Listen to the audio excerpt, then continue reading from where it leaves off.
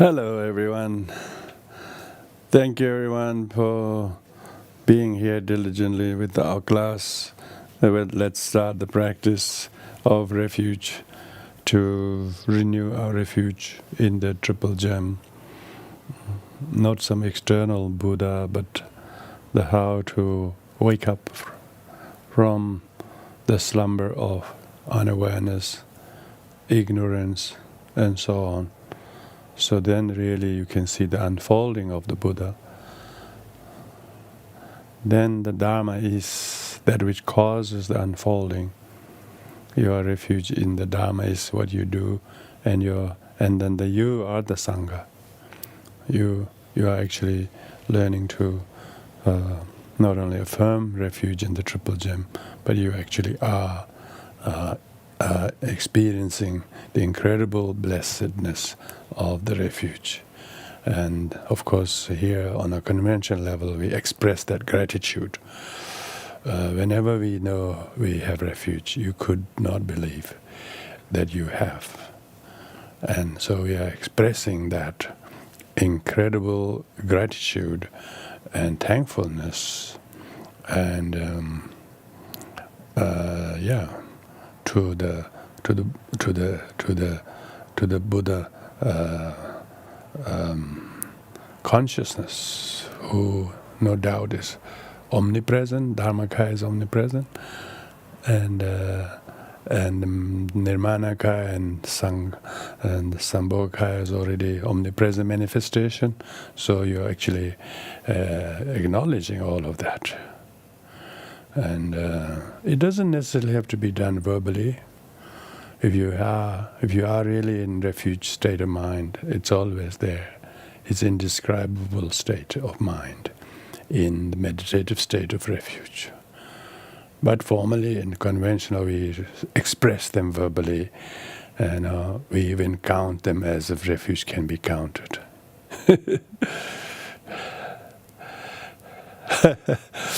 Seems a bit odd, doesn't it? You can't count refuge. It just is. But for beginners, for worldly people, they like to count. They like to count. They want to check the bank balance. So you want to have a deposit every day. You put a deposit of your refuge. That most people try to do 100,000 deposit, which is cute. But even those who have done 100,000 times, they know that it's just that number is nice, but you still do need to more. Anyway, so let's do that and join your hands at the heart and be inclusive to all sentient beings. Today is full moon, and also there's a lunar eclipse, so there's even more merit if you are able to take notice of these things. Oyenda Buddha Dhamma Asanga Ajere Vidya Dhamma Vajra Ajevandala Ajare Buddha Vajra and Dhamma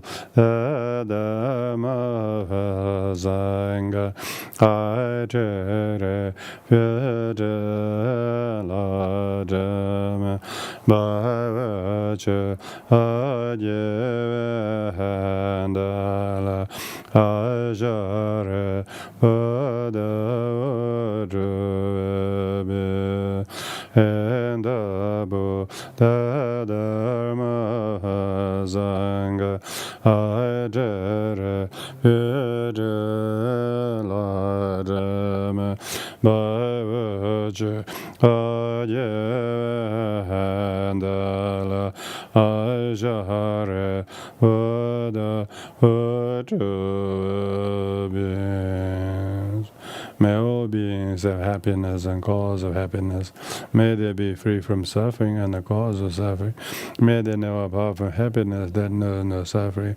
May they dwell in equanimity, free from attachment, aversion, of those near and far. May all beings have happiness and cause of happiness. May they be free from suffering and the cause of suffering. May they know apart from happiness that knows no suffering. May they dwell in equanimity, free from attachment, aversion, those near and far. May all beings happiness and the cause of happiness. May they be free from suffering and the cause of suffering. May they never part from the happiness that knows no suffering. May they dwell equanimity, free from attachment and aversion to the near and far. According to the intelligence and bread position of it, where the Dharma Grelo and come goes.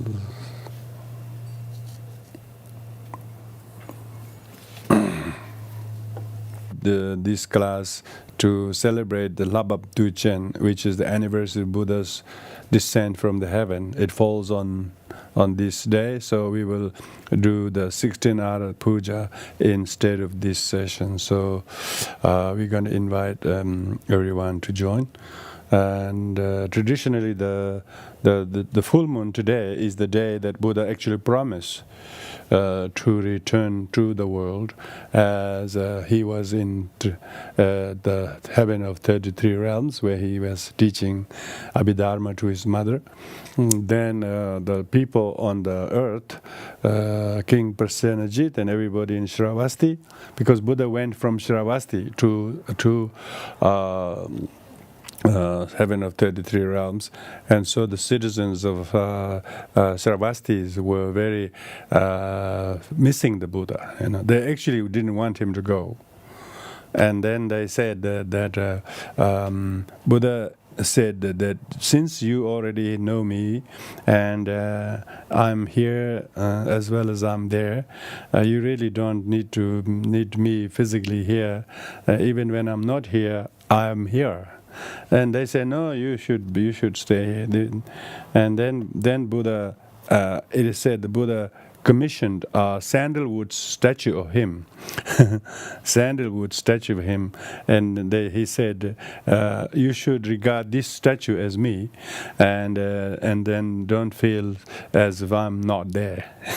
So he was able to persuade them, like a little kids, They don't want your mom to go to work or whatever. So Buddha gave them a little teddy bear, sandalwood Buddha, and they actually were very happy with the sandalwood Buddha. They felt straight away something as if it was just as good. But then quite some people were really restless. They still think it's too long. Buddha went so long, so they said, how are we gonna get the Buddha to come down?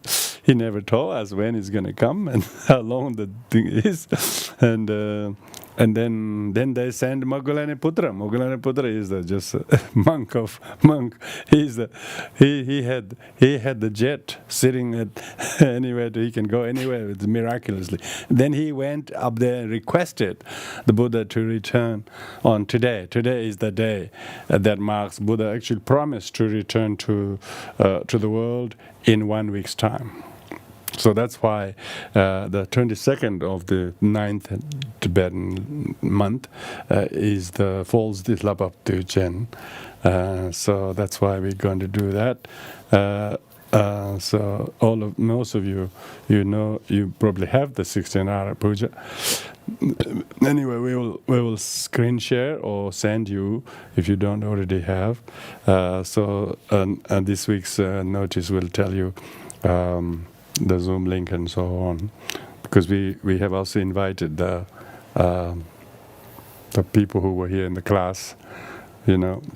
These are all new people, but they haven't done anything but calm abiding. So I've invited them to come, and a few of them were nodding their head.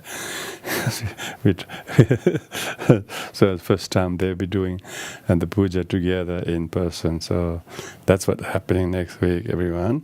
Okay, so going back to our very special topic of the text, we are going through the Uttaratantra Shastra. We have covered up to all the 9 analogies of the Buddha's activities. These are all Buddha activities. We are talking about Buddha activities.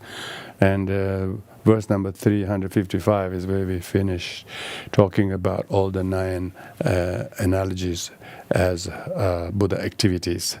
Now we will start with the next verse, which goes to start with the purpose of the 9 analogies. Why Buddhist teaching use analogies, and particularly teachings could be given, but you often have to give examples to illustrate. And these modern textbooks have all these diagrams, all this graph, all these things. It's like that. It's illustrate. So the Buddhist teaching use these analogies. So the purpose of the 9 analogies are quite few. There are first 2 main things. One is to dispel doubts in the skeptic mind of the disciples. Another is to encourage to engage in the profound conduct ourselves on being on the path. So the first number 356 is first one. The purpose is to dispel the doubts, because since ordinary beings do not perceive action without effort, because without the action they don't without the effort they cannot make action. So the analogy is here to illustrate that all the Buddha activities is actions. We can say these are Buddha activities, but Buddha activities have effort, have motivation before them. The action is miraculous, but those actions are motivated by the joyous effort of the enlightened mind. So enlightened mind has amazing motivation, purpose to heal and benefit multitude of sentient beings, and they cannot see the effort; they can only see the action. And also they might say the Buddha also do all these things effortlessly. While Buddha's activity is effortlessly, but that effortless Buddha activity does not come from no effort. It comes from 3 uncountable eons. Who knows how long it took for the Buddha to become fully enlightened.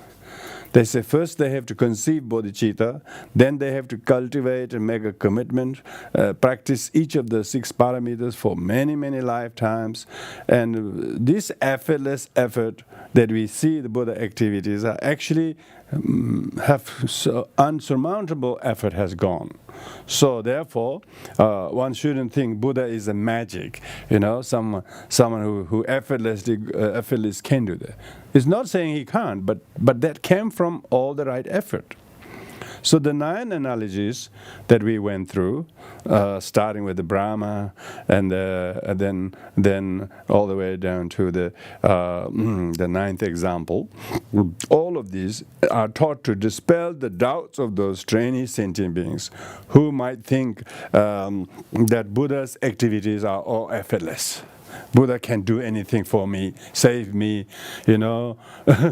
free us like that at once as soon as he wants. So people mystically try to ascribe the Buddha should rescue us, release us effortlessly. So why doesn't he do that? And then they think Buddha is almighty, but he doesn't show any mighty. So in order to dispel the doubts of people that Buddha activity is not effortless activities. They are a result of lots of effort. All the effortless enlightened activities are a result of lots of meticulous effort. So many eons and methods Buddha practiced this.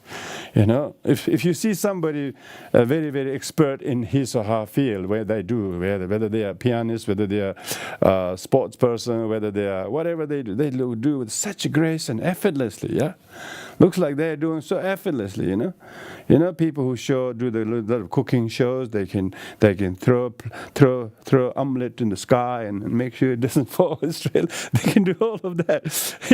You think it looked very effortless, didn't they? Yeah, but they did it many times before they have the daring ability to come in front of the camera. So it is not magic. It's not kind of divine. It is not some kind of mystical power we are talking about. These are sane Buddha activities. Our work came from many bodhisattva activities. All the Buddha activities are fruition of bodhisattva activities. So these 9 analogies are taught to illustrate that, in order to dispel those wrong views or doubts people might have, saying, if Buddha has such powers, all the Buddha activities we heard, why isn't he effortless helping me? Why is this world like this? World is still stuck like this. People might think like that. This is really important point, because people say God will save you, He's a savior, He's almighty, and then we also say, well, if He's so almighty, why is He not saving us? That's a valid question. But we don't say in Buddhism Buddha is almighty and He effortlessly will save you. You just believe in Him. You say some prayers, He will save you. We don't say that. Why? Because then the doubts of people thinking that Buddha activity didn't influence me, affect me, why so he can do effortlessly, that kind of doubt is allayed. So, likewise, that's one doubt. Another is that the people have doubt that while things appear, things arise, things destroy. Because if things doesn't arise, there are things that arise, and because things arise, they destroy. Because somebody comes, somebody goes. So someone's going is not without cause. His coming is the cause of going. So somebody can't go unless they have came. Somebody cannot die unless they're born. So you can see, this is a fact. Likewise, Buddha activity is not kind of a fictitious, miraculous power that Buddha can do this. Of course, he can show miracles, but this effortless ability for him to do did not come from no cause. They came from huge multitude of meritorious activities that he cultivated for many lifetimes. So that's that. So that's very important, because some people might say that, I did all this prayer, still no benefit. People don't realize that prayers and things what we do. A lot of people, there is a lot of this expectation. They practice Dharma. A lot of people come to the Dharma and practice few years, maybe quite a few, maybe some people practice even 20, 30 years. I've seen them. And they really expect some good outcome within the 20, 30 years, And they really want enlightenment. They really think they can get enlightenment, which is so cute, I mean, their hope is really, really good. But they don't realize it takes a lot more than one lifetime's 20, 30-year gallant effort, Buddha got enlightened after practicing 3 uncountable, eons as a bodhisattva. In each of life of them as bodhisattva. Then only fully got enlightened. So that's why we should not. People always have doubts. Oh, we put all that effort, but there's no benefit. It's all nothing. I know one gentleman in Kuala Lumpur, he was very generous. You wouldn't believe how generous the Asian Buddhists in the China, particularly Southeast Asians, are. Not because they're generous, but also they're so wealthy. They wouldn't worry about spending anything like that. They host all the high lamas. They sponsor every rituals. I've seen one of him. He's got about 30 wealth vases, wealth vases, because the Tibetan Buddhist rituals perform these various rituals to bring luck and wealth and fortune into your business. They have actually certain practices that you can actually put a lot of grains and metals and precious stones and mantras and prayers and do many days ritual, and then they seal the wealth vase and then keep that, and then they do practice. And he was very wealthy. He was so generous, and his business was good, and he became very, very, very famous donor to many monasteries. And later on, I was told in the late 90s, his business went bankrupt. He had nothing but the 30 wealth vases, 30 wealth vases. All of his families were telling him off, saying, "You believe in all the power of prayers to better your life and to be wealthy, and now you become poor. You have nothing left but all these wealth vases, which are not really valued at all in the market." But everybody lost faith, But he's never lost faith. He said, no. He says, this, what I do, what I give, what I did, never go wasted. It will ripen whenever meant to ripen, but it doesn't have to ripen in this lifetime. I believe in the law, true, effort, karma often it takes more than 1 or 2 or 3 lifetimes. So he, instead of losing faith, which all his family was completely lost faith, because they really believe all this rich wealth would bring more wealth. But they end up having lots of wealth vases, but no wealth. But their father was really very wealthy. His faith hasn't been depleted. His joy of whatever he did, that was good. And so see, ordinary people have doubts. People have doubts, and then they say, oh, there's nothing, no benefit. Why bother all these years? And look at the, most people very short-sightedly. So in order to dispel such doubts, therefore these Buddha activities are, because when you think about Buddha activities, when we really think, we can say, wow, we definitely feel it's a wow. We actually can feel the benefit of the blessings, but at the same time, we do not see the Buddha activity mystically doing any sort of amazing things to us. We have to create our causes to be influenced by the Buddha activities. So that's the purpose of this, is to dispel such doubts and doubt, because doubt is the opposite of faith. People have faith. They have faith in such rituals, such gurus, such masters, and they think all those masters can make them wealthy. Master can change the karma of people. No, nobody can change people's karma.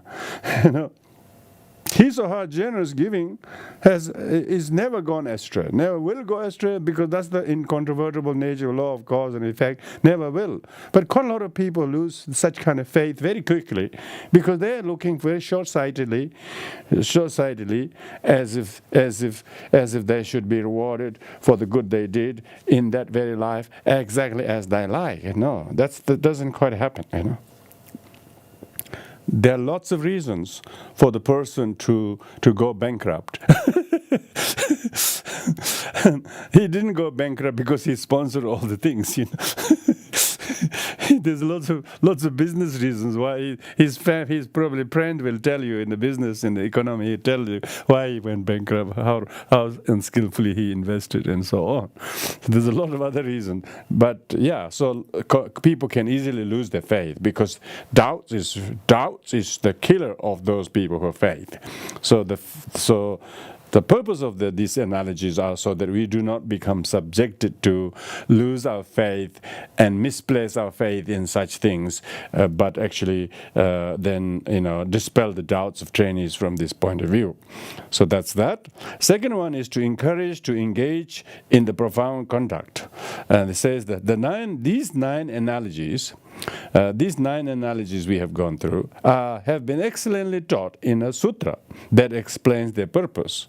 So this is talking about the particular sutra called Sangye Thamchegi Chuyulan Jukbe Shigi Nangwatimendo.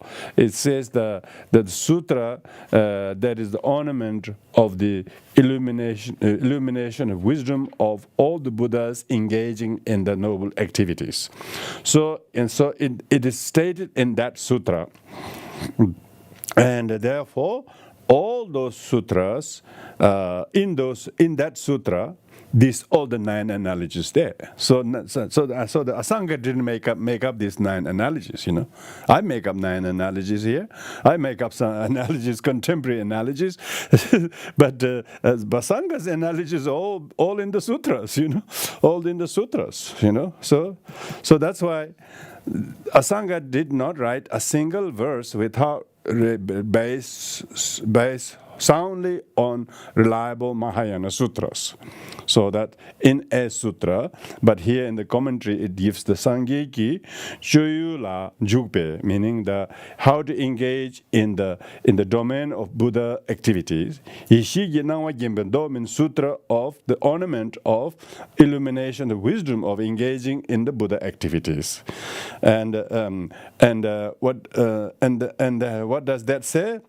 In that sutra it says, by the virtue of hearing the Dharma and listening, contemplating on the meaning of what you have heard, and then meditating on them, this will give you the illumination. This will give you the illumination, vast illumination.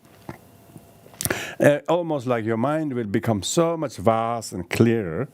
That's because it says here, the purpose is to engage in a profound conduct. So you think very big and vast. Don't think of small and why didn't I get this, all that sort of thing. Think of the vast and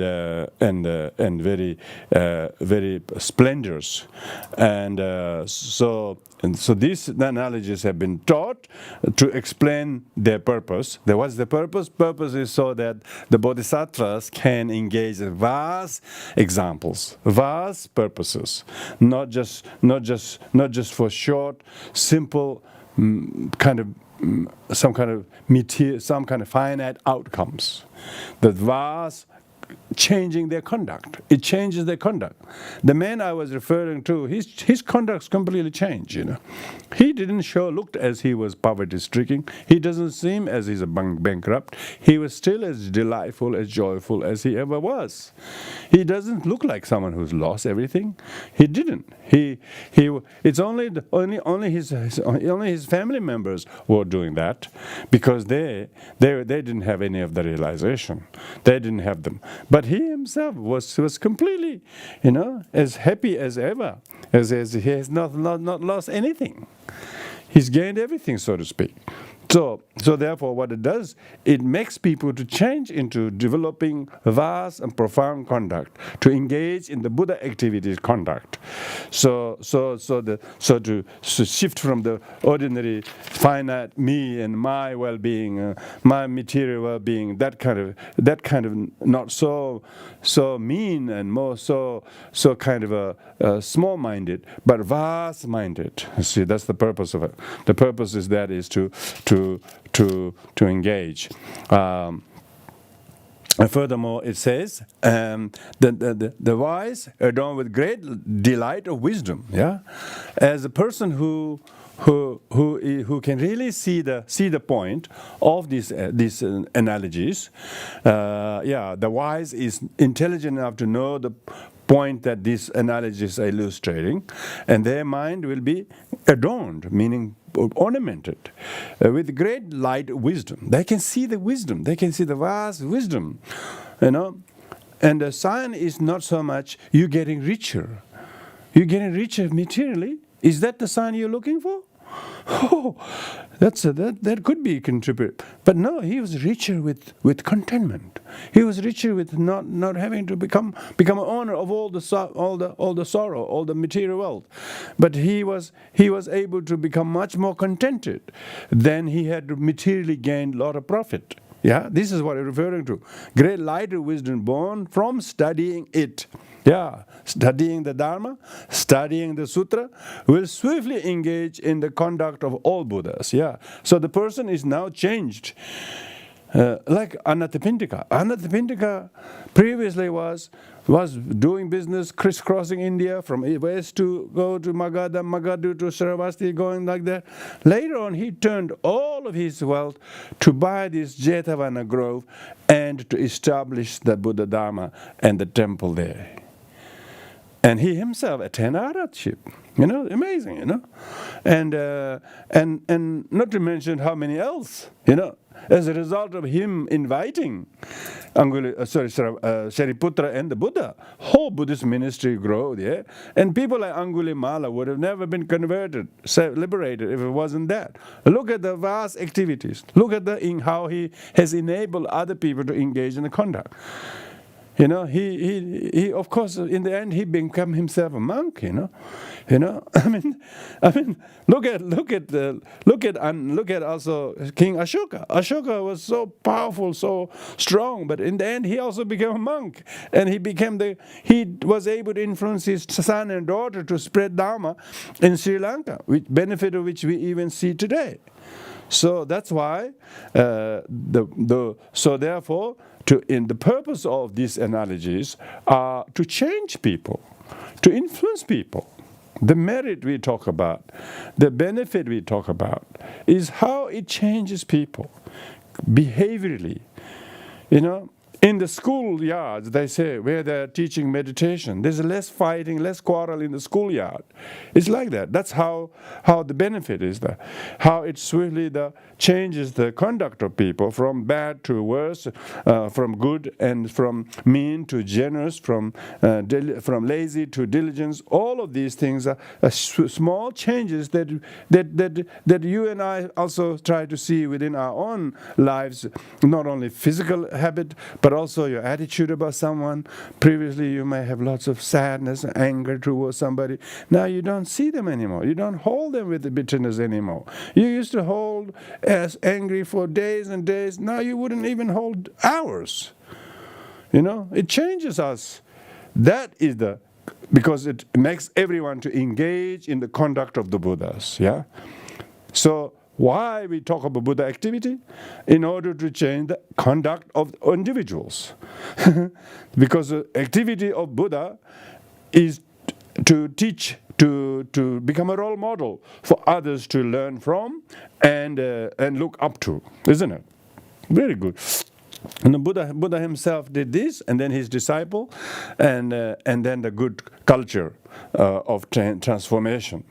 Okay, now, so that's the purpose of it. Then identifying the meaning of these analogies. And so identifying the meaning of this analogy has a brief is mentioned in the next verse, under 359. Identifying the meaning of analogies. The meaning of analogies is the 9 analogies, such as Indra's reflection and lapis lazuli, that is the first one, as well as all the others, have taught this succinct point. The illustrated meaning should certainly be retained. So we should see how does the first analogy of Indra's reflection in the lapis lazuli, how does that reflection of Indra, how much its manifestation makes the people who believe in Indra become very excited, very inspired, and very sort of motivated. And likewise, what an analogy of the Buddha's manifestation in the world world, how it helps, has taught this very thing. So therefore, we must retain those meanings of the 9 analogies we went through, so that we can succinctly remember their meaning. That's the kind of a purpose of it, identifying the meaning and purpose of it briefly, and then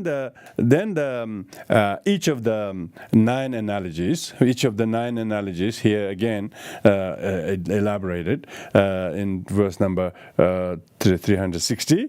360 goes to recap the 9 analogies. 9 analogies. First is manifestation. Manifestation is like the Brahma manifesting, Buddha manifesting as a Rupakaya in form of Nirmanakaya and Sambhogakaya. And so that is the manifestation, the analogy of the body. And the second is the speech, the Buddha's speech manifesting like a divine drum, remember? Divine drum. And then, so that's the Buddha's analogy of the body, speech. Third is the mind. The mind is the universal, meaning the Buddha's mind is the mind is the very omniscient and filled with compassion and power.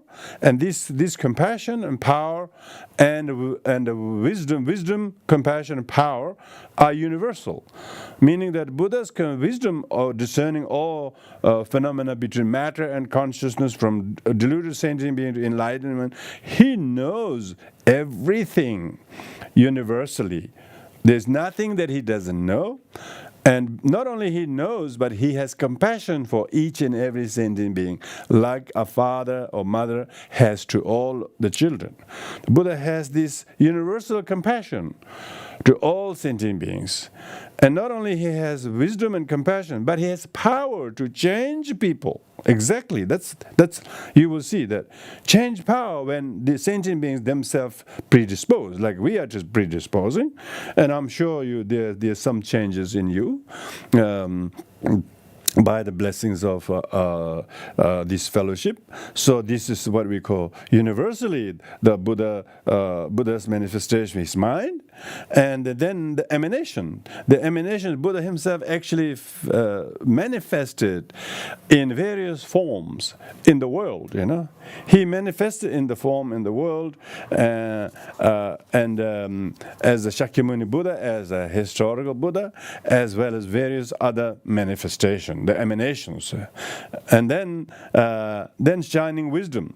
Shining the wisdom is the fifth analogy, and the secret of body, secret of speech, secret of mind, and possession of compassionate nature. So all of those 9 analogies, the meaning of all the 9 analogies is these are all repository of great compassion, wisdom, and power of the Buddha, through which the meaning of 9 analogy is to illustrate.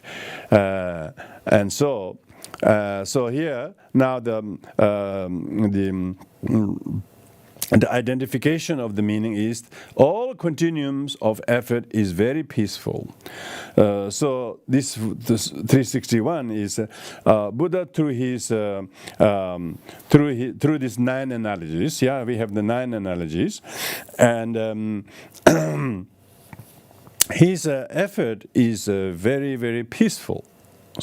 Buddha's effort is very, very peaceful, and the effort of the mind that makes is very, very free of any conceptual thought, and it is like Indra's reflection. So we're talking about Indra's reflection of water, and so all the 9 analogies starting with Indra's reflection is to help establish the sentient beings, the natural point. Natural point is the each and every sentient being will come to conceive of the existence of Buddha nature in themselves, to help them to establish that, to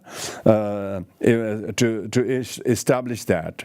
Now to explain this a little bit in detail, because when we're talking about the 9 analogies, the first one is Buddha manifesting. manifesting his physical body in the world, and his way he manifests in the world. Peaceful effort is a promise, meaning Buddha's effort is peaceful, not only as a cause, but also effect it has to other sentient beings is also peace, because Buddha's peaceful manifestation also has an effect of making people to become peaceful. So it's a promise. So his peaceful effort is a promise. People who take up dharma, people who take up practice, it will necessarily become them more peaceful. Dharma is way to peace. We say dharma is peace. Dharma is peace. To the peace I pay homage. They say. Thought-free is logical justification. So meaning that the Buddha's mind is actually don't have any conceptual thought. He's no conceptual thought. So that's a logical justification, meaning it's very, very rational, and reason for its thought-free is Buddha's thought is pure. So it doesn't have to conjure up any thought because it's filled with infinite wisdom, compassion. It is not an ordinary thought we are referring to. The analogies of Indra manifestation and so forth, is to establish sentient beings. Sentient beings, a natural point. So those 362 is an explanation of the meaning of the analogies. Now the summary of the above is this point is stressed here that the teacher who is beyond birth and death effortlessly manifests these 9 manifestations. So the Buddha who is beyond, who is beyond birth and death. He doesn't have to be born in samsara as a king. He doesn't have to go through the penance of doing 6 years of hard work and all of that. But he, nevertheless, for him, therefore, to come to the world and do the things what he did is effortless. It's all enlightened activities in order to illustrate the sentient beings, to make them engage. Not only when those who saw him in person, but those who know him now, even 2,000 years, 100 years later. We know the Buddha, and that has an amazing effect on each of us because of his deliberate manifestation has the function to that everyone gets a teacher. The Buddha is the teacher. Buddha is the teacher, timeless teacher.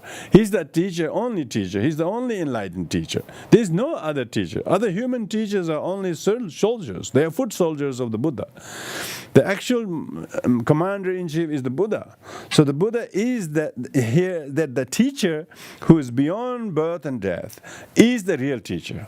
Ordinary teachers still have karma. He's still subject to death, all day sickness, ups and downs. They would like to be the real teacher, but they couldn't because they're not.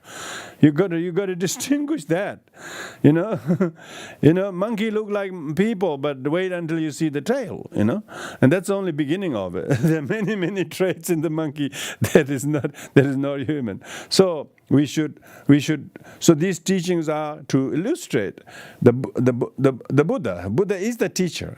The summary is, the point is stressed that the teacher who is beyond birth and death effortlessly manifests these 9 manifestations in order to illustrate the way or show the way to the sentient being. Show the way to the sentient beings.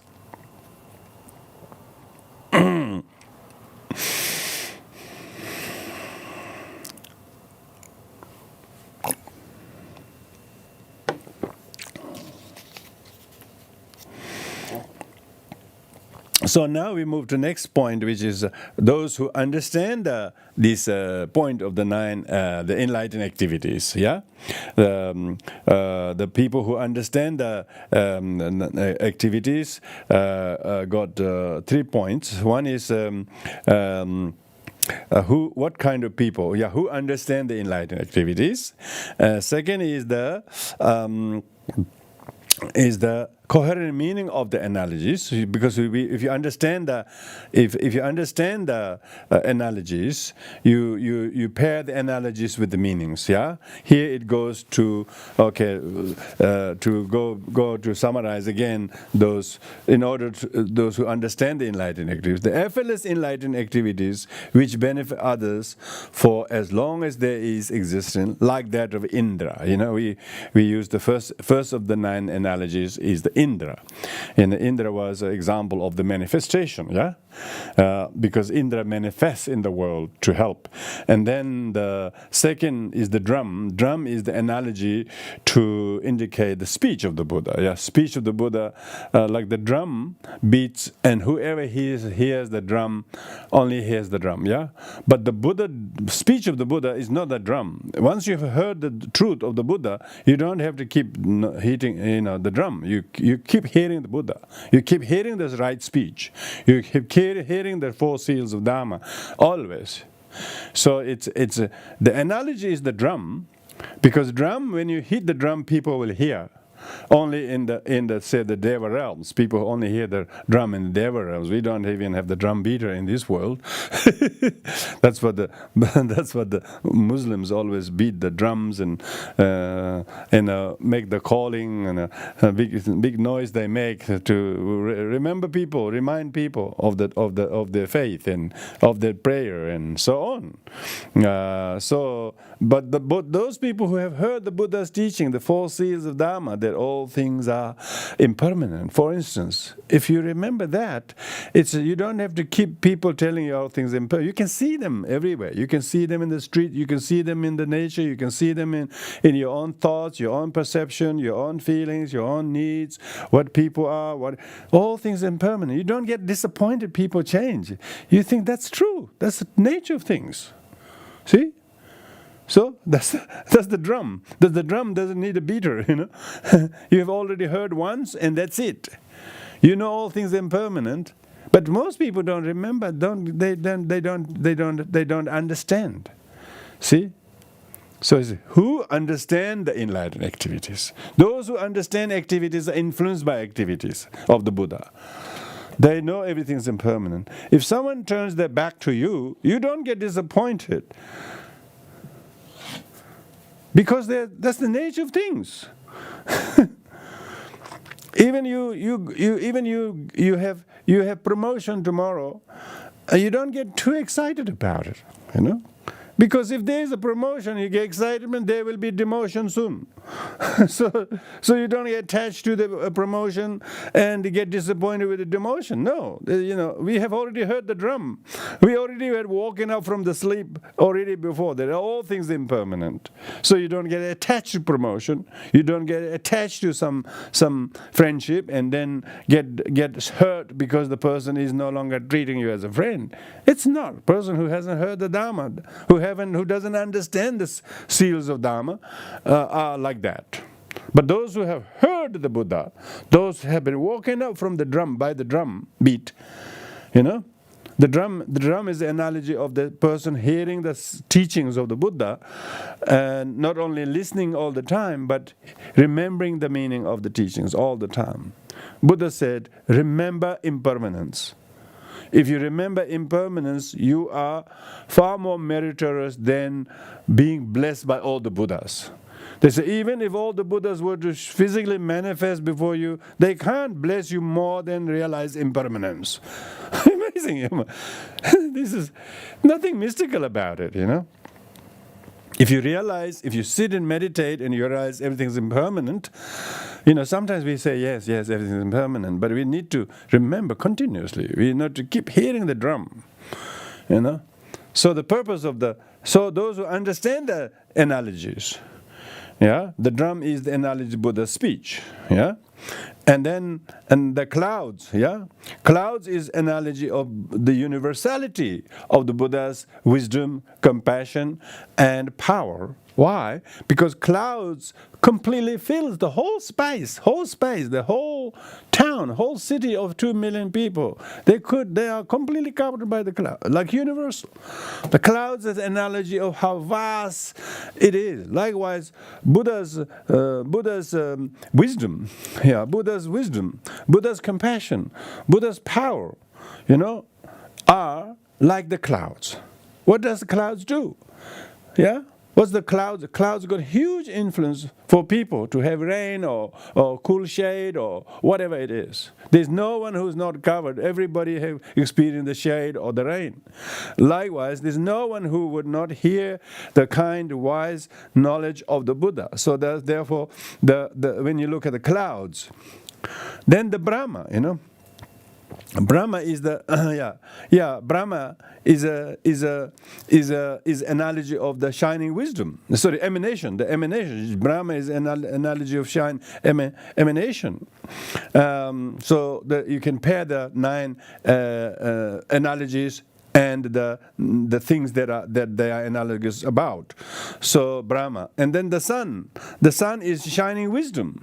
Like the sun shines and reach everywhere, whether it's a high peak mountain or medium range mountains or some valleys or even down in a cave, the sun will reach the particular light everywhere. But even that is regarded as very amazing. But Buddha's wisdom is not like that. Buddha's wisdom can affect to people of all 4 levels of intelligence. Remember, like the people in the high peak mountain are the enlightened ones, others are bodhisattvas, others are sarvakas, pratyeka buddhas, others are ordinary. So everybody will be influenced by the sun-like wisdom, sun-like wisdom of the Buddha, sun-like shining wisdom of the Buddha. And then the king like wish-fulfilling gem, and that's the secretness of the body. And then the speech is the echo, and the mind is the space, and the possession of the great compassion is the earth. And this 9 analogy is what we have gone through so many times. Is only understood by yogins. So those who understand these 9 analogies and appreciate are the yogis. So we are trying to be yogis. We are already deluded beings, so we don't have to graduate from that. If we become yogis, we can see, we are nodding our head, and then again seeing something, because then we can understand the Buddha activities. Who understand Buddha activities?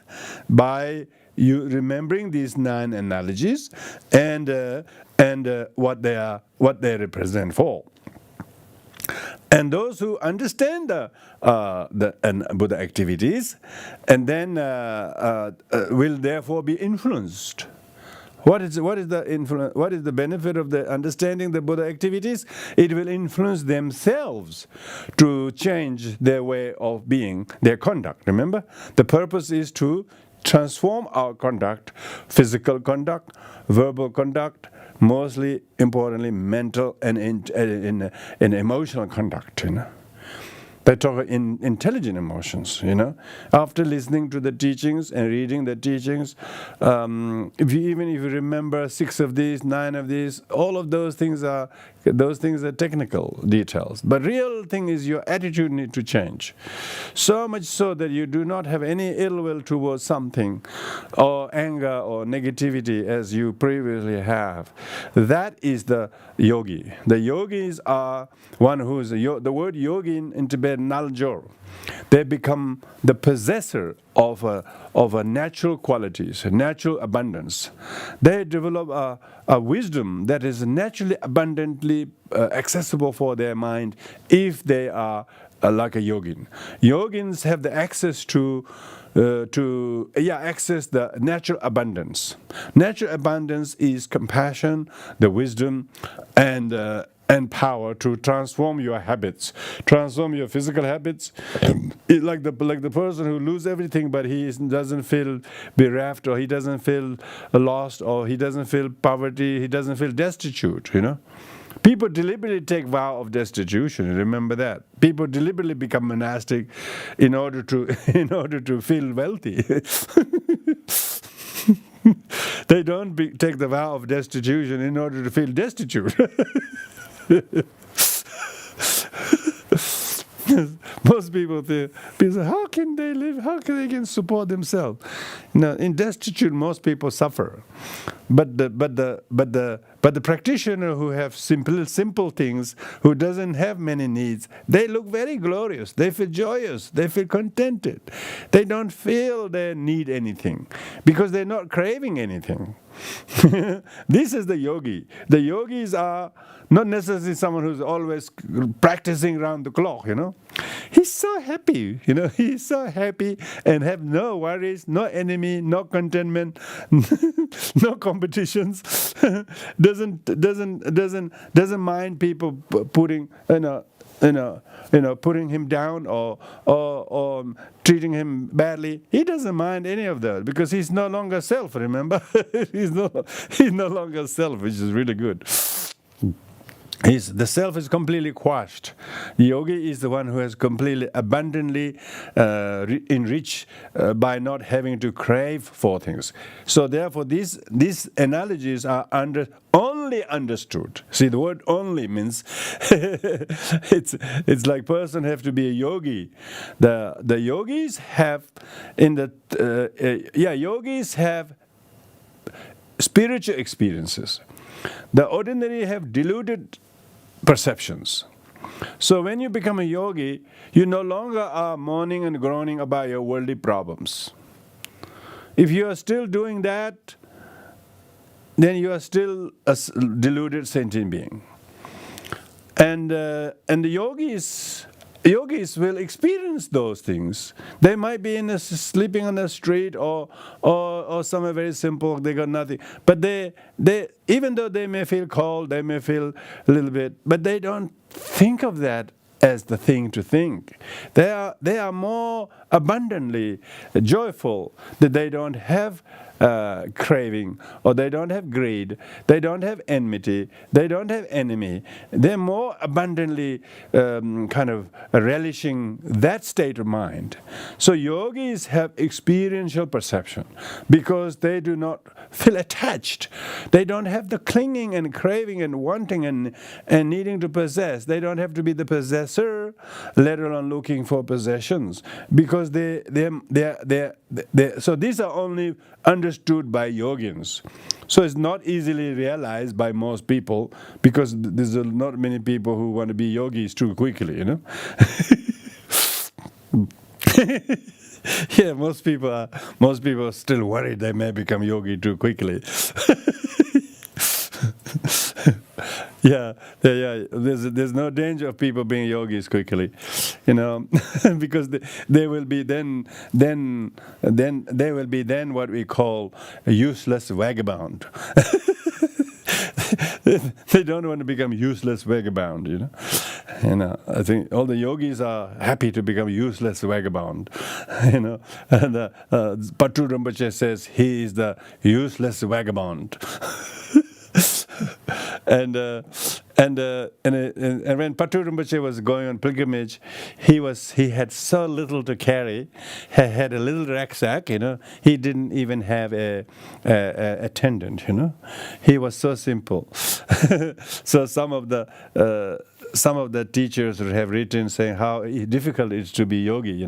When you become an important practitioner, you have audience, you have entourages, you have this person who looks after that, you have this person who looked after. The more important you become, you have that many more entourages.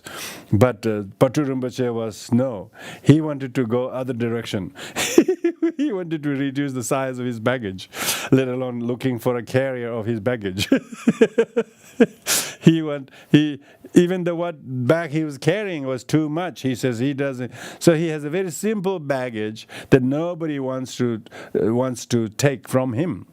So the yogis are those who have completely realized renunciation, and realize bodhicitta, and now pursuing to realize the view, the right view. They probably have realized lots of conceptual understanding of emptiness of self, and behaviorally, they live in a very small, simple place of dwelling.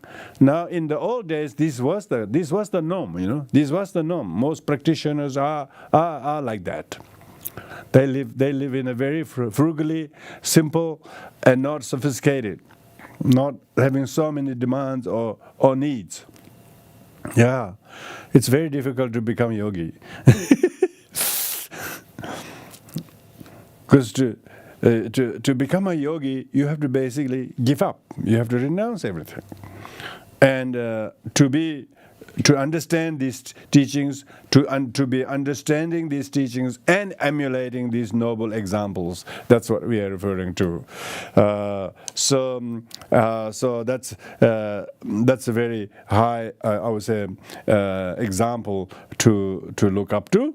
So we will stop there, everyone. I will do the reading of the root text as a part of the transmission, and please have a good meditation on the above points,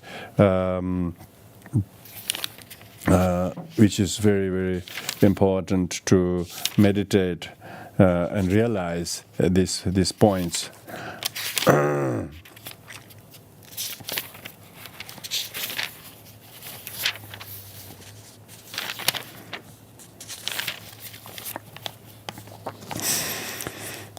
So I'm reading the Mahayana Uttaratantra Shastra root text in Tibetan, which is a great blessing to me, at least. For you also, it is required to have to actually hear this text being read to you as a requirement, as part of this teaching which you have been always diligently listening to. So stay there in a very good meditative state, in rejoicing discovery of Buddha nature, and nurturing your Buddha nature by bodhicitta. If you remember bodhicitta and then initiate that bodhicitta and relish that bodhicitta and the devotion in the Buddha, the Dharma, the Sangha, and his qualities and enlightened activities. And these are the very gist of what we have been going through this text, and that will be a very good coherent thing for you to be doing while I do the reading.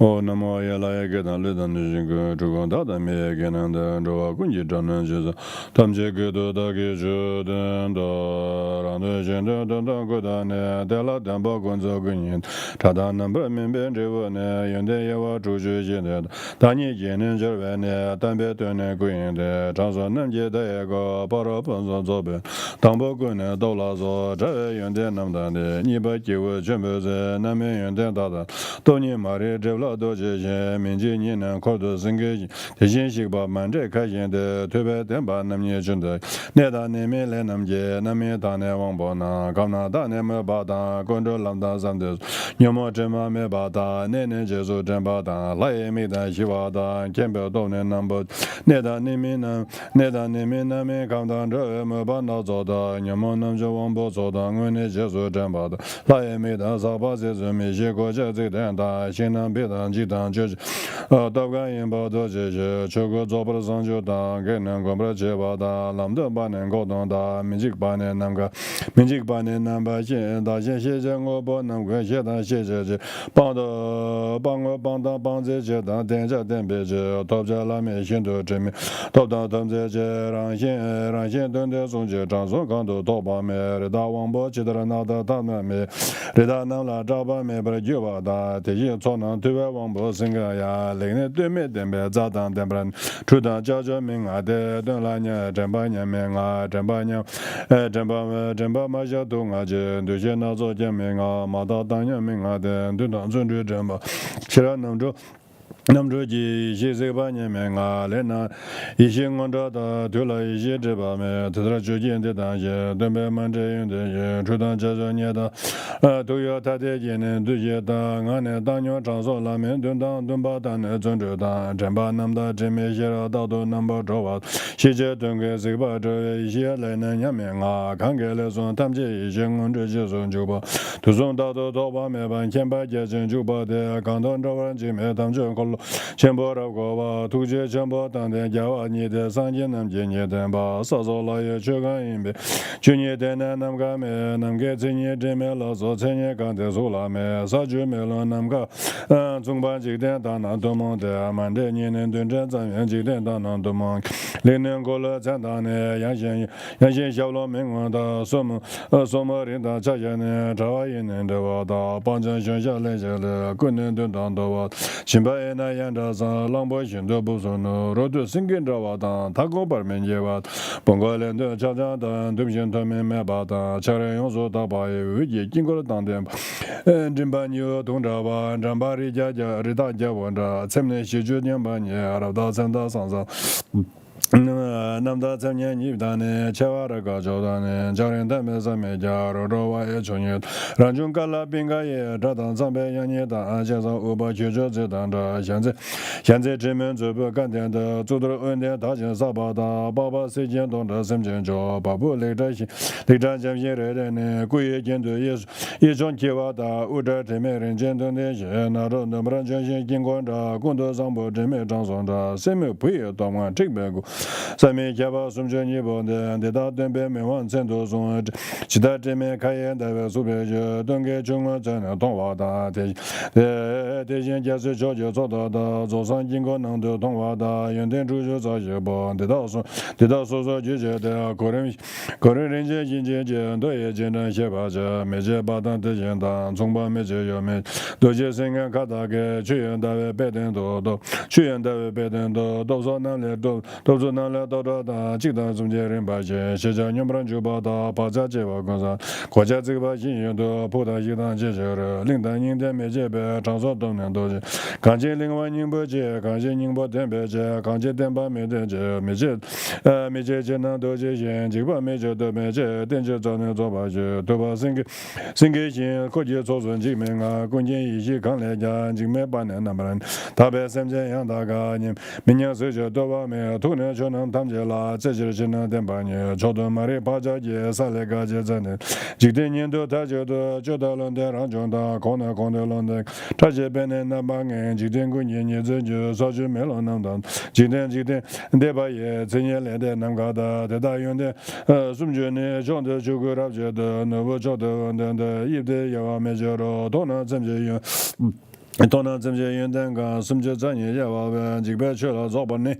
龙舟做个你拉的，他来人的年男的，今天这位经过的去到那个，他说些等到我呢，那把你特别全部去了没？点就工作给那边也话，原点也搞的顺巴我原对健康当对外到当的，对健康能对外讲的讲话，第一句他就说些巴拉，讲到多人间这边，原点人就找到了。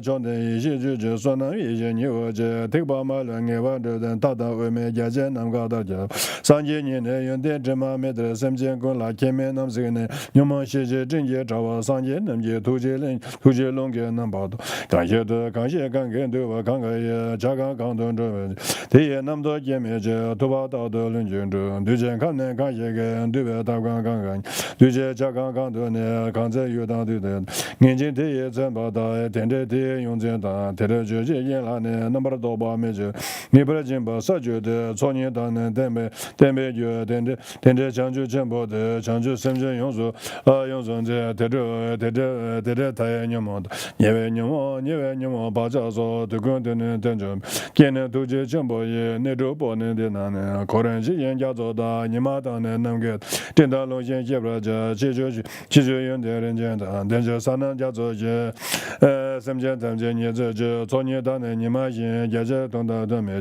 jan je nan ge gao yin no yang da zo je song je sam je gam ne de dan da lo bro jab da ma de je te yin yo mo zhen zo je de do wa ne ni ne tu je me ze long dan da gun xian jie wang ge ngen zhong da sam je zong ze dan ze ba yong zo ma zhen ko ba si de me je da ja jing ga da zong me da de ma ni ma ne wo ren je zo de yin xi ba zhen ye nam ga da ne sa yin no ji dan bian zhu da ba ye ran xin sa den den je be de je la ye wang bo de la ye bu mo zo da nam bre je be kan san da la ne de le yin da de ye jia na zo da la zhe na ma de no ne de ne ji wo be me zo sa ye de na ne ba na wa de na dong ju de nge jia ring bo me da ba la wa de de ji de de mo lam de je de mo lam de je de do de ge wa ne yang da lang de ne ba ju de da ge we lam de ne de na zu ji da ba xie ba me jiang de ne pe de la ru jie wan ju na wa de ne xin du ya do ba me je yo wa de da me je sa de na dun jin jin ne nya wa ne de ye de zo zhen me ne de zo yun den gong ba ran se ran se la na zo zang je zhen da bei je ne ba da cha ba da ne xing ba da xiu ba da ne zhen ba da zhe lam na zong zhe ba na xi wei chen ne song ba da me song nian ba xia jiu chen zhe na ba na zo da zhe ba xin dan chen bo ye sem jian nam jian tong wa da den dong ne yang den de sang jian yi zhe rao zhe de de jue yang da lang ne ne de bei guo jia de bei gong ba to ba je na wa de ne xin de ya dou me yo wa me ba nie de da na yan ji de dun zhen ben ne nie ba ne de ne ran zhen na wa xie de ne ran zhen na wa so so jie wa me jian de da ne song dong de da la yan dong yan rim ji den dong de la ne de ba de la ne ba na nang ge chu wo go da yi ji me ge dong wa ra ju ro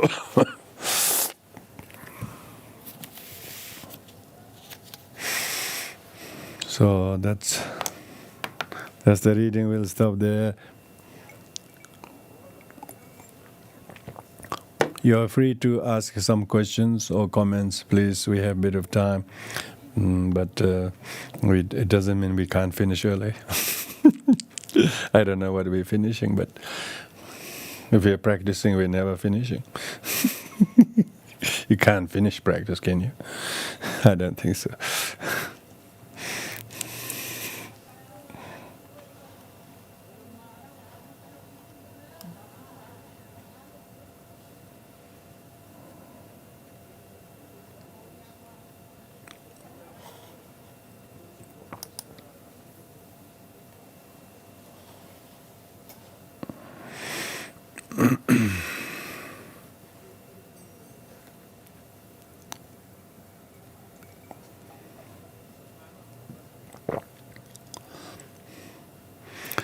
Since I began teaching these texts then I've been translating each of these verses. Now I'm compiling this as a bilingual text for the benefit of our Tibetan monks who are learning English. so that this translation and the Tibetan text, which I found the root text somewhere online. So I downloaded the text, and then I've been now inserting the Tibetan text between each of the verses. so because some monks from India have been asking me to send the text, so I said yes, I'll do a good job, and not a good job, but try to do a reasonable job by making it bilingual, so that they can see the text translation and the root text plus these outlines and subheadings, which is not very easily available in the Tibetan text, which is very difficult to do. So I'm doing that with all of your encouragement. Thank you, everyone.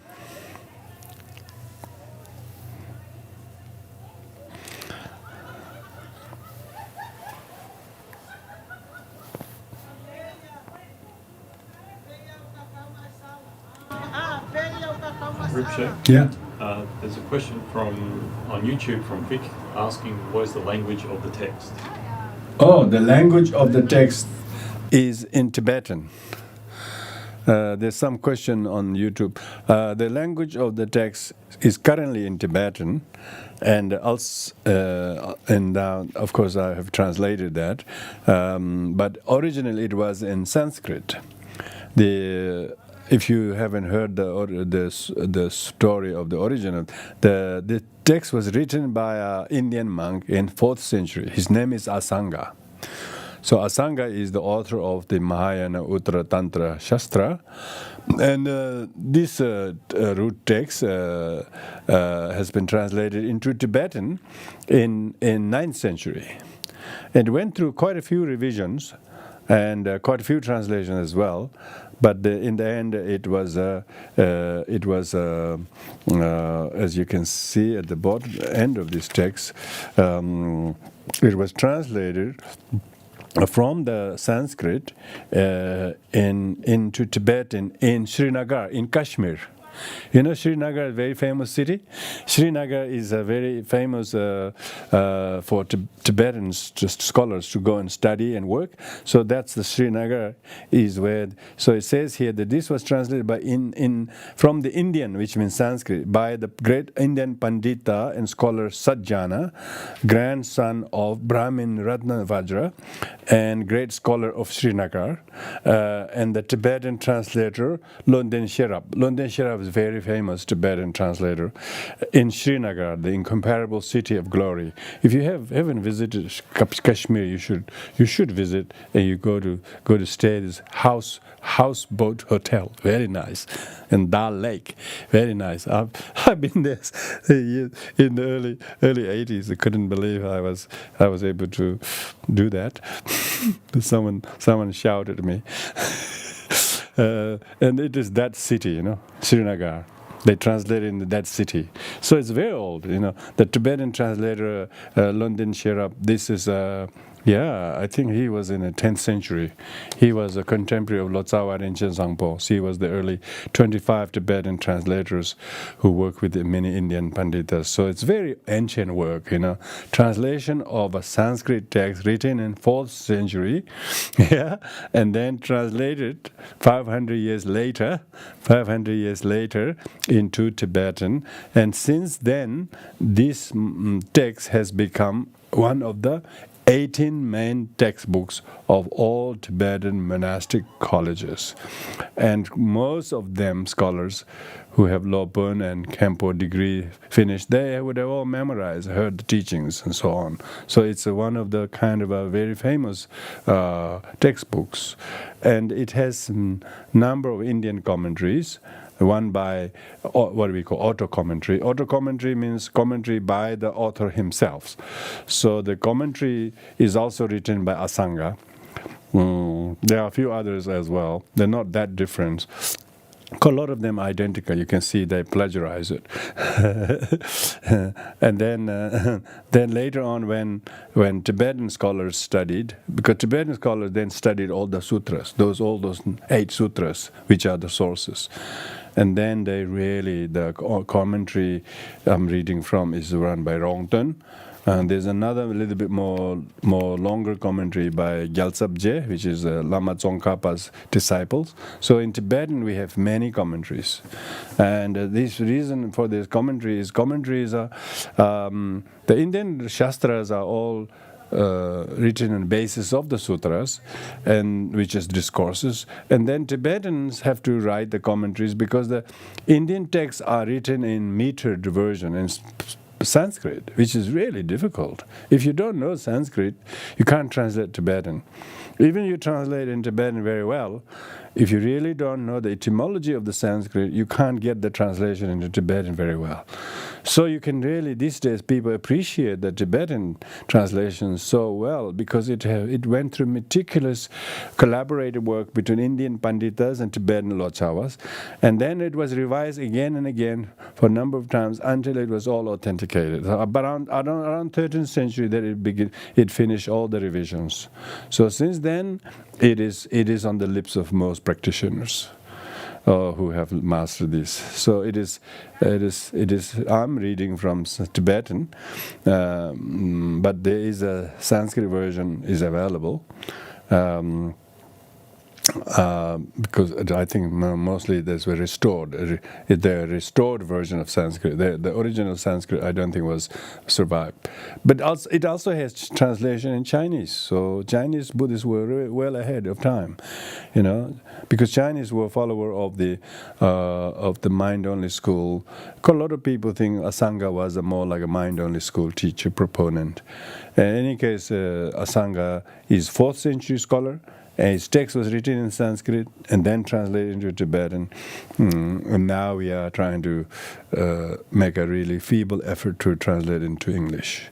There are a few translations in English, some commentaries into there, but you could see those translations which didn't have collaborated between Tibetan scholar and the English scholar. You can see there's a lot of pitfalls. Because in the West, modern scholarship is all about my work, that kind of ownership. This is not very conducive to reach a good translation. In all the translations are all sponsored by royal families and rich benefactors, and these days is not all the kind of very aggressive scholars get grant, and they only want to do a small translation but huge commentary for so many hundreds of footnotes, and most people don't want to do translation work because it's got no incentive for them, because they're not doing for the merit of doing translation. They're doing for the sake of their academic credentials and what grants they get. So that's why, because Tibetan Buddhist communities are thrown into chaos by political changes, but with huge interest of the non-Tibetan studying Tibetan Buddhism, of course, begs for a translation. But there are a few translations, but you can see they are all very, very so different from each other. The one translation from the other. That means these things need a lot of revision and a good collaborative work, and so some effort will happen in the near future. There's some effort made, but not quite significant yet. At least we can scratch the surface. We can tell it's sweet.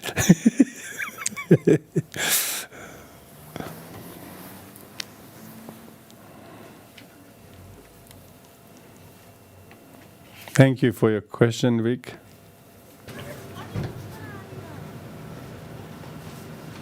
Vic also says, so did Loden Sherab write it in Tibetan from the Sanskrit original? Yeah. The London Sherab is the translator, Tibetan translator, with his Indian counterpart. London Sherab is the Buddhist monk. His name is Ngok London Sherab. Ngok London Sherab was very, very famous, and he also met Atisha the Great. So it's a very, very crucial time. That was the 11th century, 10th, 11th, and there's 11th century. And he was, of course, contemporary to Lotsa Rinchen Zangpo. And the Kashmir was very easy to travel from Western Tibet. You just go through that. And Kashmir was a one time very strong Buddhism, Before Muslim invasion came, the Srinagar was full of Buddhist temples. You wouldn't believe how many Buddhist temples used to be in Afghanistan and Pakistan. And because what do we call the hometown of Asanga is Peshawar, which is modern Pakistan. Those areas were so strong Buddhism. If it wasn't the Muslim invasion, those Central Asian republic would be some of the strongest Mahayana communities. But because Mahayana Buddhists were happy to receive the bashing of the invaders, they just bow down their head and they let the people beat them up, let them take away, and that's what they did, and that's what we did in Tibet as well. We just escaped. We became professional escapists.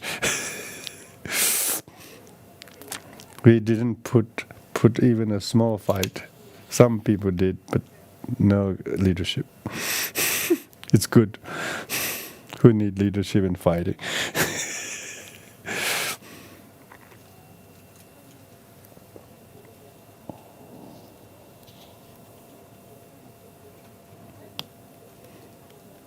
The name of the city is Srinagar. Srinagar means glorious city. Glorious city. What's it called now? It's called Srinagar. Is it now? It's Srinagar, yeah. Have anybody been to Srinagar? No, in this audience, they're not 60s hippies.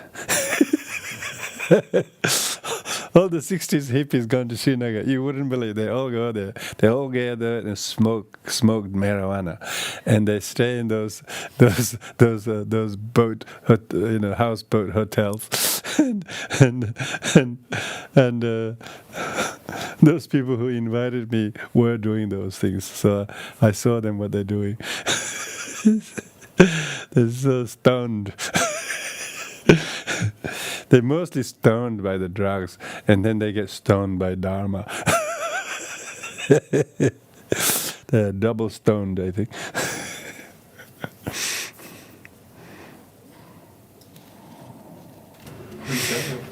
I have another question from YouTube. Yeah. This time from Oleg. It says, Dear Rinpoche, please advise from whom did you receive this text transmission? What is special about Sakya transmission lineage of this text? Thank you. This is a question from Oleg from Ukraine. YouTube. On YouTube. On YouTube, but he's in Ukraine, I know, where there's a lot of bombardment and so much going on. Yes, I received this transmission from the late Khenpo Kedrup, which I mentioned to some of you. He came to Lumbini. I would have not received this teaching had it not been His Eminence Chogyal Trichin Rinpoche. When Chogyal Trichin Rinpoche discovered Khenpo Kedrup has come on pilgrimage and asking for teachings, he instead asked him to stay a bit longer, give him teachings. And then he said, can you give this teaching for me? Because he didn't have the teaching, this one. He didn't receive this teaching even in Tibet, because he was too busy, And then Khenpo Kedrup was very, very, very reluctant. He says, I'm not really worthy of giving teaching to Chogyal Trichin Rinpoche. So he gave this teaching. I remember so well, and what he was stressing about the 7 Vajra points, Dorji Net Dun. He had a very strong Kampa dialect. Khenpo Kedrup is contemporary of Khenpo Ape and Khenpo Kungawangchu. They were all classmates, I think. But when in India, some of the very, very senior Khenpos came to India in the 60s, Khenpo Kedrup was a little bit sort of left in the middle. He wasn't quite as popularly as and I would say adhere to like Khenpo Rinchen or Khenpo Ape Rinpoche, because we didn't have any Sakya colleges those days.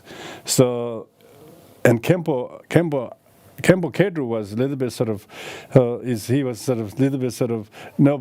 bit neglected, But the Nyingmas discovered him, and what's his name? Peno Rinpoche. His Holiness Peno Rinpoche, who built the big monastery down in south, and he pinched Khenpo Kedrup, and Khenpo Kedrup gave all the teachings. Like, people were so happy because they could find him. There was very few scholars, and some of the Kampa Sakya scholar Khenpos from Eastern Tibet were highly valued. I don't think there were any Western Tibet side Sakya Khenpos escape that was not that learned. Khenpo Sangye Tenzin was special because he's from Sakya monastery. That's it, And Khenpo Kedrup was a little bit sort of traveling in between, and so Khenpo Kedrup came to Lumbini on pilgrimage, and His Eminence Chogyal Trichin Rinpoche asked him to stay behind to teach these texts. So I heard the transmission from him. I don't think there's any unique interpretation to be Sakya about this, because this text is one of the 5 text by Asanga, which is Indian, and there's no interpretively that much of a argument between Tibetan Buddhist schools. I haven't seen any dialectical dispute between in the Rongton's commentary, for instance, to warrant the unique that is the unique Sakya, because Ngolonde Sherab, who's the translator, Ngolonde Sherab is the school of the new school, but he did not Lotsawa Rinche Zangbo and Ngolonde Sherab.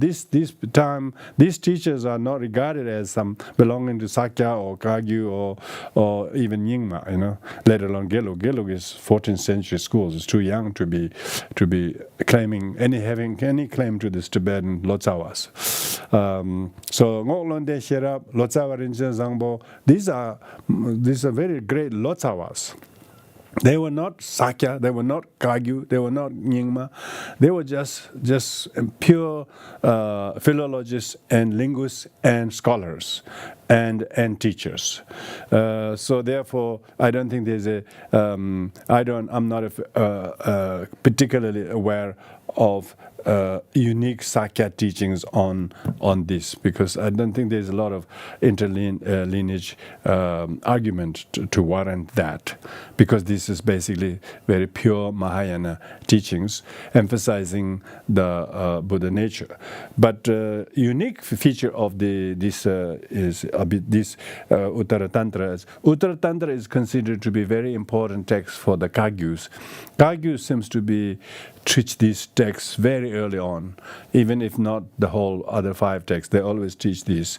So they have lots of teachings on the Buddha nature. Of course, they are in Mahayana text sutras already. As I mentioned, there are 7 Mahayana sutras on which this text is based. So there isn't anything Sakya to claim about. It is purely a Mahayana Buddhist root text, which is honored and revered by all Tibetan Buddhist schools and traditions.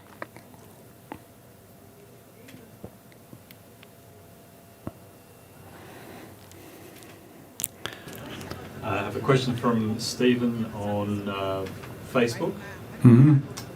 He's asking, is this talk related to Lamre, and why is Lamre considered to be the dawn of enlightenment? No, this talk is not related with Lamdre. This is, of course, all the teachings are related in the sense the dawn of enlightenment is, but anyone who enters the path, there will be a dawning of light. Hope so, because it's so treacherous. Night is too dark and too cold, so long, and everybody's waiting for the sun to shine. So as soon as you hear the Dharma, there is a dawning of enlightenment. Just a question of how. But Vajrayana teaching is like Lamdre. Lamdre is considered to be a complete sutric and a Vajrayana path. So the title of the book called Dawn of Enlightenment was only given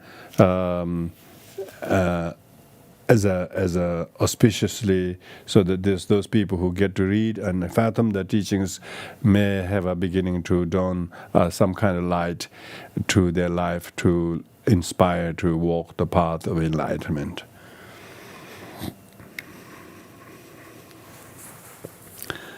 Thank you, all the questions from Facebook and YouTube.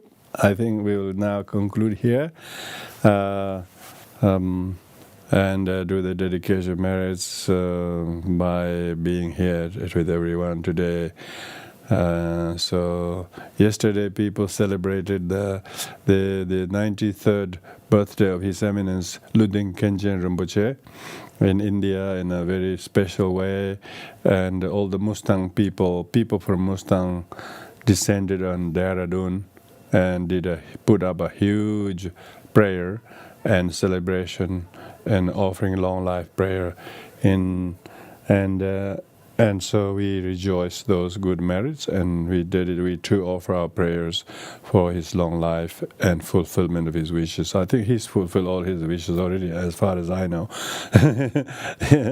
I have had the good karma to travel with His Eminence Ludwig Khenchen Rinpoche in Malaysia in the 80s for nearly 2 years, and 2 summers, so many months. Whole Lamde, he gave Vajra Yogini teachings, empowerment, hundreds of other empowerment. We traveled from East Malaysia to West Malaysia, Singapore. I had amazing good fortune to spend a lot of time. And then when he came to Australia in early 2000, this 2003, I think 3, isn't it? 2004. He stayed in Virupa, did fire puja, gave teachings on Monroe, and bless us. And even then, he had some health issues, but I am surprised that he's able to live this long, to inspire all the people, and his monks and his nephew and grandnephew are both very well trained, and the Ngorp monasteries is really truly fulfilling the wishes, the legacy of Ngorchen Kunga Zangpo. So they call him as the regent of Ngorchen Kunga Zangpo, and indeed he has lived fully with that. So we wish to offer our prayers as we do the dedication of this merit for may all of us remain connected karmically and spiritually to his enlightened activities and profound life that totally gave for the sake of Dharma, and he continued to give.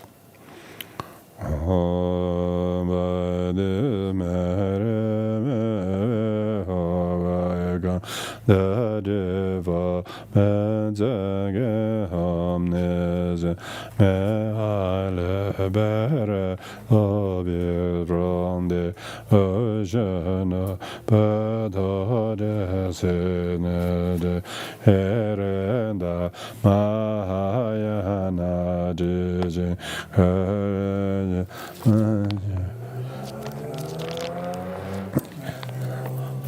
because the levels Choedak Mahayana Duchen courage manju shunyawade as a mantra Vajra de la follow all the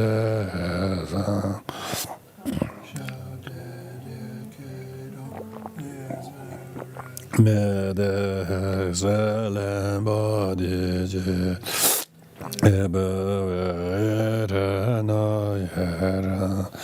where has been vomiting freely with the generation.